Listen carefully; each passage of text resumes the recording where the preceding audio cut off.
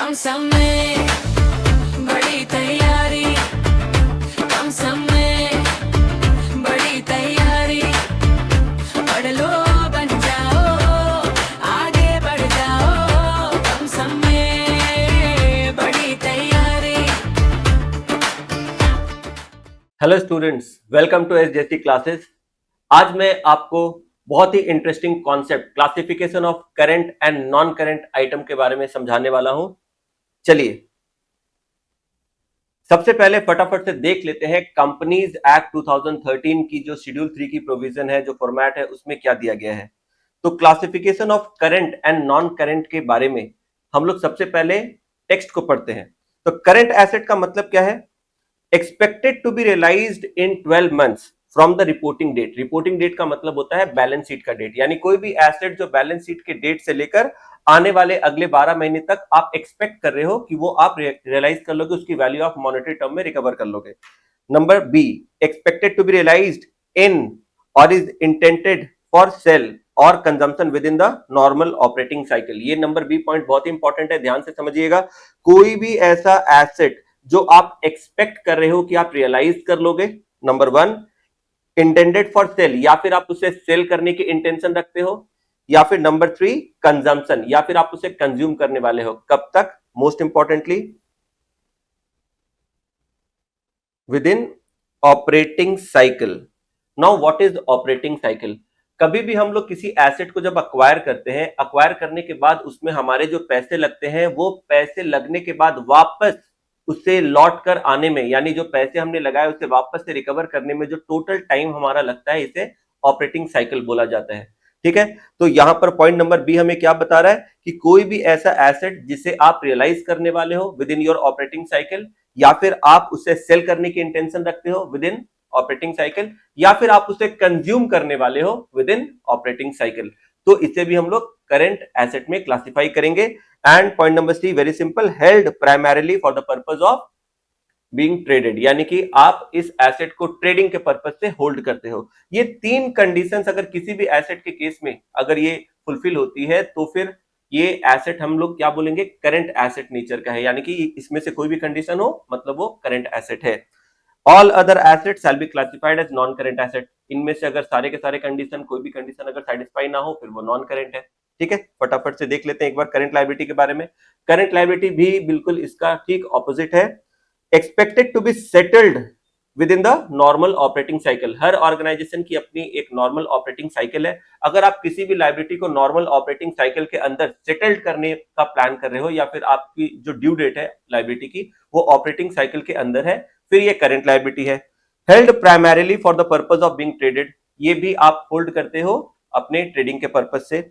Due to be settled within the 12 months after the reporting date, यानी reporting date का मतलब balance sheet के date से अगले 12 महीने तक आप इस लायबिलिटी को सेटल कर दोगे। अगर इस तरह की कोई भी लायबिलिटी है तो ये कहलाएगी करंट लायबिलिटी।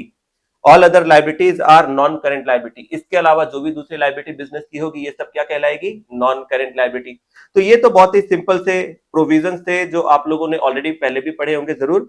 अब मैं आपको बताता हूं यहां पर कुछ खास बातें जो आपको ध्यान रखनी चाहिए एग्जाम के पॉइंट ऑफ व्यू से। कभी कभी हमें लगता है कि कुछ particular liabilities long term nature की है और इसके वजह से उसका नेचर है नॉन करंट, लेकिन हमेशा ऐसा नहीं होता। फॉर एग्जाम्पल मैं आपको बताना चाहूंगा,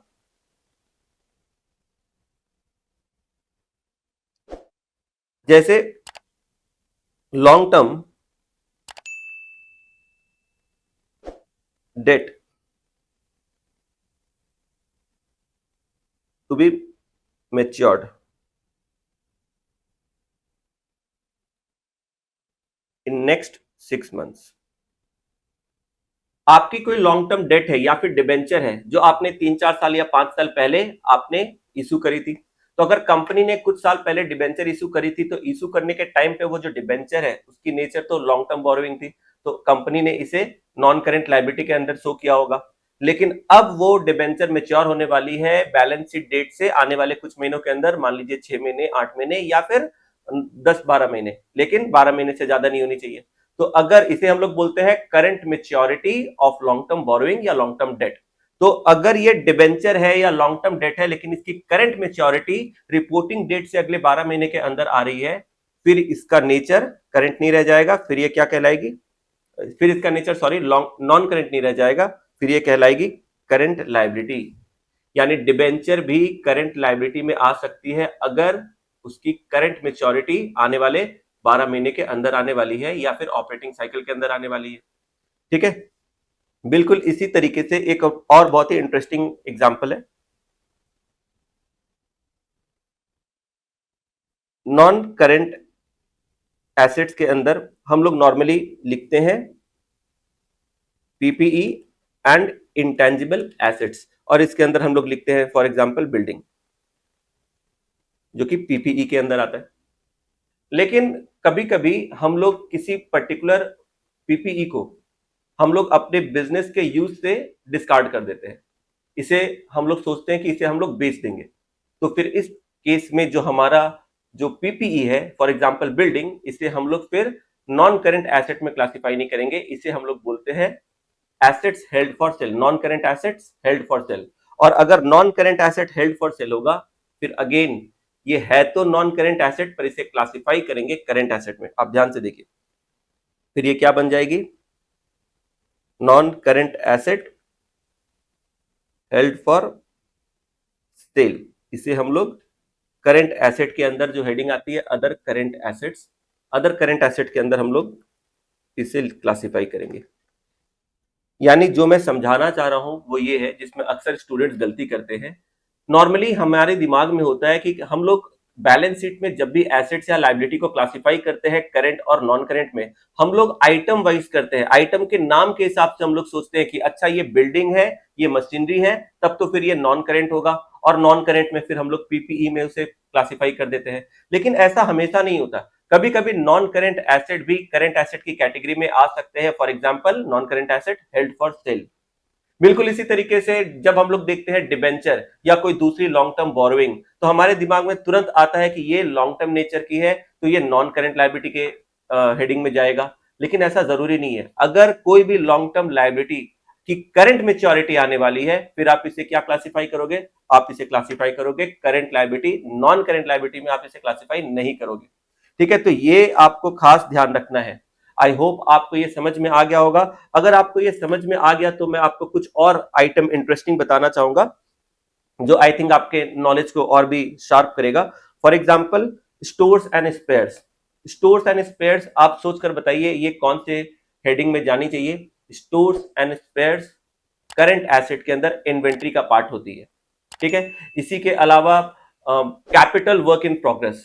कैपिटल वर्क इन प्रोग्रेस मतलब आप किसी बिल्डिंग का कंस्ट्रक्शन कर रहे हो, तो मान लीजिए ये जो बिल्डिंग है अभी अंडर कंस्ट्रक्शन है, कंस्ट्रक्शन स्टार्ट हो चुकी है लेकिन बैलेंस शीट डेट तक कंप्लीट नहीं हुई है, तो ये जो है ये किस कैटेगरी में जाएगी, इसकी हेडिंग क्या होगी, ये नॉन करंट एसेट नेचर की है, और इसे हम लोग पीपीई के अंदर हम लोग क्लासिफाई करेंगे। एक लास्ट आइटम कंटिंजेंट लायबिलिटी। जैसे कि कंपनी ने अपने प्रोडक्ट के ऊपर वारंटी दे रखी है, तो ये कहीं ना कहीं एक लायबिलिटी अराइज हो सकती है, फ्यूचर में वारंटी के क्लेम्स अराइज हो सकते हैं। तो अगर वारंटी कंपनी ने दे रखी है तो इसके लिए इसे हम लोग बोल सकते हैं कंटिंजेंट लायबिलिटी। या फिर कंपनी के ऊपर कोई लीगल लिटिगेशन चल रहा है, कोई लीगल सूट है, और कंपनी को लग रहा है कि शायद कंपनी इसे हार सकती है और कंपनी को कोई कॉम्पेंसेशन या पेनाल्टी देनी पड़ सकती है, तो इसे हम लोग बोलते हैं कंटिंजेंट लायबिलिटी। इसे हम लोग बैलेंस शीट में कहाँ क्लासिफाई करेंगे, तो ध्यान रखिए कंटिंजेंट लायबिलिटी को बैलेंस शीट के अंदर हम लोग कहीं भी क्लासिफाई नहीं करते। कंटिंजेंट लायबिलिटी को हम लोग बैलेंस शीट के बाहर नोट्स टू अकाउंट में एक डिस्क्लोजर के फॉर्म में बस मेंशन कर देते हैं। तो बहुत सारे ऐसे आइटम्स हैं जिनको आपको ये सारे कंडीशन के बेसिस पे आपको समझना पड़ेगा कि वो करंट एसेट या करंट लायबिलिटी के केस में आ रहे हैं या नहीं। आप देखेंगे जो भी एसेट्स इन सारे ए बी सी में से किसी भी कंडीशन को फुलफिल करते हैं, फिर वो करंट एसेट है। इसके अलावा चाहे कुछ भी दूसरा एसेट हो, वो सारे नॉन करंट हो जाएंगे। इसी तरीके से कोई भी लायबिलिटी अगर इन ए बी सी कंडीशन को फुलफिल करती है, फिर वो करंट लायबिलिटी है। इसके अलावा बाकी सारी लायबिलिटी नॉन करंट हो जाएगी। लेकिन खास बात ये ध्यान रखना है कि कभी कभी नॉन करंट वाले आइटम भी करंट में आ जाते हैं, जैसा कि मैंने आपको डिबेंचर के केस में और property non current assets held for trade के केस में आपको मैंने बताया। ठीक है, thank you so much, bye bye. कम समय बड़ी तैयारी।